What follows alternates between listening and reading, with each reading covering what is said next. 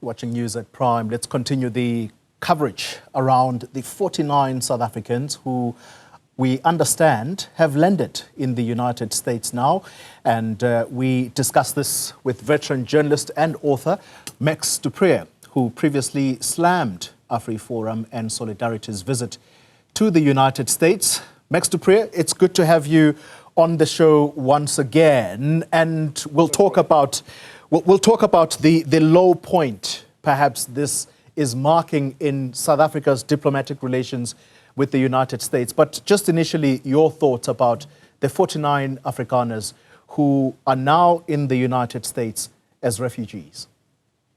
Let me kick off, Xoli, by saying I watched your interview with Kali Kriel.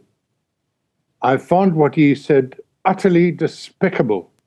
He should be ashamed. His family should be ashamed of him. He was playing this populist thing of farm murders. He refused to acknowledge that there is no genocide. He kept on talking around and actually shifting the blame. I thought it was despicable. He's become a bit of a Carl Niehaus nowadays, old Kali. I think the 49 refugees is the height of absurdity. And I think every South African who watches this knows there is no genocide. Ek is 'n Afrikaner myself. There is no genocide. We are not being persecuted. Most of us live a privileged life. We have a constitution with a Bill of Rights in which it says you are not allowed to discriminate on the basis of race. We have the Human Rights Commission, we have equality courts, we have an open society, we have a free media. This is just fantasy, and I don't think it's about us. Frankly, Xoli, I think this is about Trump's America. They have declared a war against diversity, equality, and inclusion, DEI as they call it, which our version of that is affirmative action and black empowerment. Yeah. And they're grabbing that to demonize us as if in any reasonable person's mind, after 300 years of colonialism and 50 years of apartheid, we could just sit back and say, let the natural forces, the market forces run with it. We had to do something to build on the ashes of the past. Yeah. But Trump doesn't understand it, and he's aided, like Simon said, aided by Elon Musk and Joel Pollak and other ex-South Africans who maybe had unhappy childhoods in South Africa. Yeah. I'm sorry that they did. But I did, let me tell you, I had 3 interviews this morning with British and European television stations. And it's kind of predictable what I was going to say and so on. And then I suddenly realized they don't really believe me. They kept on asking, but why would Trump do this if there's no genocide? Why would Trump do this if farmers, white people don't get their land taken away? And that's the damage it has done. It's demonized our country. It's damaged our country. And AfriForum and Solidarity should take a large part of the blame. Not these 49 people. They must be struggling. I'm sorry for them. Tens of thousands, hundreds of thousands of white people and Afrikaners have emigrated.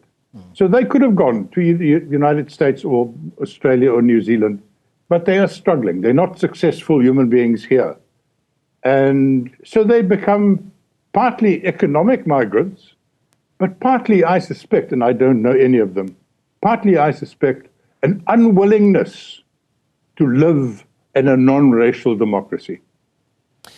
Max, if this is not about us as South Africa, as you've put it a moment ago, if this is about Trump and the diversity laws that he is fighting in his own country, how difficult or easy a discussion is President Ramaphosa going to have then with President Trump if indeed the meeting next week is going to take place between the two?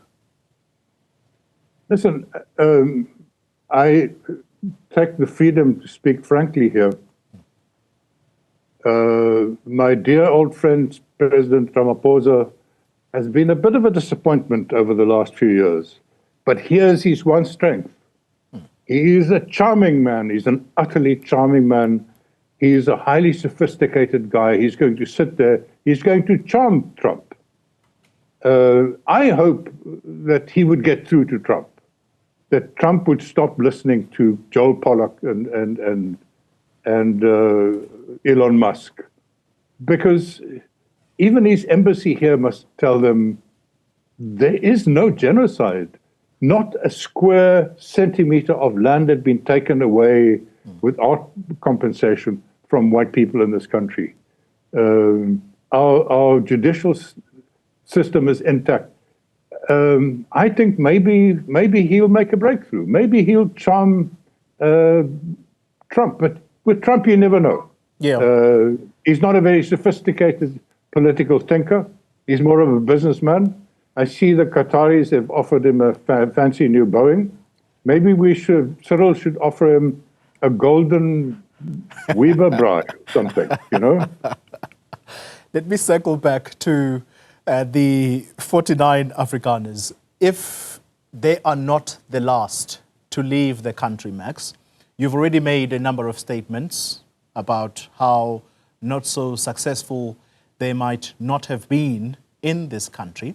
How should the rest of South Africa, therefore, react to this? Because possibly some people are watching this and saying, how can you be so unpatriotic to a country you were born in? So what should be the general attitude is perhaps what I'm asking you to the next group that leaves. Yeah, I don't, as I said, I don't know any of these individuals. Maybe some of them are have horror stories to tell. And don't most of us have horror stories? As you yourself pointed out earlier, violence on the Cape Flats, violence in KwaZulu-Natal, in some of our townships, is a lot worse than the violence perpetrated upon farmers, people living on farms. I think there's been a very healthy reaction in South Africa, and that is to joke about it, to mock these people. And we should mock Kali Kriel with his shameless populism in front of on our television screen. We should be sorry for them. There are not many of them. There are a couple of chances. Maybe there'll be 100, 200, a few hundred of people who go over. And I can guarantee you, as a goeie Afrikaner myself, they're going to be, their children cannot go to school in Afrikaans. They cannot attend an AfriForum meeting. The weather is so bad they can't have a braai. It's going to be expensive. They're going to have to work in their own kitchens and in their own gardens. They are going to regret moving. And as soon as those stories come back, and they can't come back and attend Oma's verjaarsdag. That's not on. If you're a refugee, it's a serious thing. A refugee means your life is in danger. Some other country has to rescue you. No, that's the nonsense. I don't think this is a big phenomenon. I think it's nice to talk about it. It's not a huge phenomenon. As I said, it's more about MAGA America than it is about us. And I think the natural reaction to mock it, to joke about it, is a good one. Let's end the conversation on MAGA America then. They seem to have a huge megaphone, and you have pointed out yourself that perhaps this is doing more damage than we are believing ourselves as South Africans, as you laid out earlier, the number of international media you were talking to, and why to them President Trump would be so insistent on a genocide that's going on here. How do we undo that? How do we take back the megaphone and use it to our advantage? Well, yes, there's the whole thing of where there's smoke, there's fire. And of course, they see smoke, we don't see smoke, and there's certainly no fire. There's a lot wrong with us, but Afrikaner persecution is not one of them. I think we should live this down. I hope President Ramaphosa will be convincing. And I think one other easy step is we should all go and ask Julius Malema, please stop this nonsense. Please stop this populist nonsense by singing that song that is 40 years old and it's not appropriate anymore. You just give ammunition to our enemies. But we should live it down. We should live our lives. A constitutional democracy, we should take hands and we should make ourselves more prosperous. I mean, already we have, and that's what the one thing I had to point out to everybody is we're governed by a government of national unity, where the big partner to the ANC is a majority white Democratic Alliance. We have one of the leaders of the almost exclusively Afrikaner party, Freedom Front Plus, as a cabinet minister. Now, does that sound like a genocide in progress? Come on. Max du Preez, thank you very much for your time, sir, this evening, talking to us about the 49 Afrikaners who have landed in the United States as refugees. Max du Preez is a veteran journalist and an author. Thank you very much for your time.